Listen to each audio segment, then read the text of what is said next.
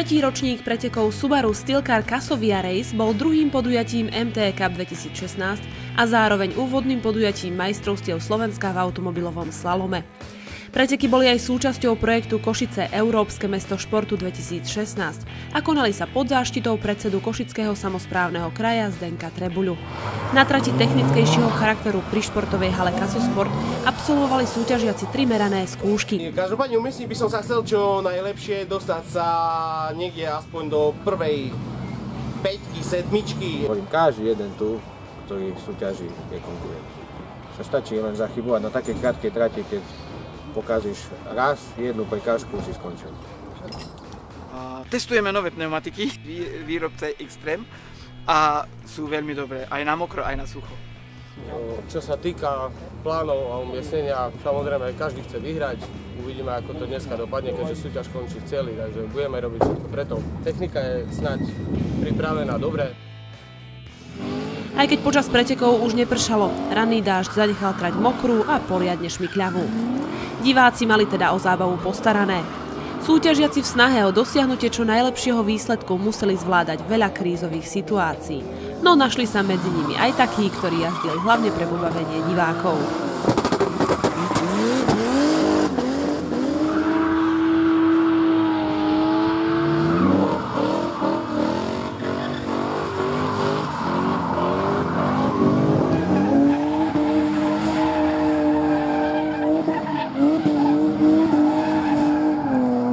V prvom kole bol síce najrýchlejší Peter Danielis na Seate Ibiza, to však ale na celkové víťazstvo nestačilo.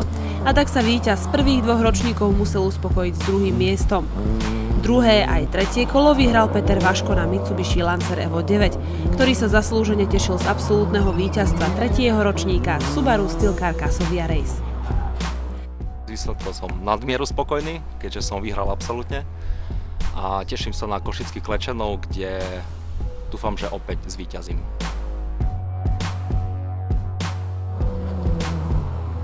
Tretie miesto v absolútnom poradí po napínavých súbojoch s Ferom Blaščíkom na BMW M3 a Marekom Pazderákom na Lade VFTS nakoniec patrilo Alexandrovi Bafimu na Peugeote 206.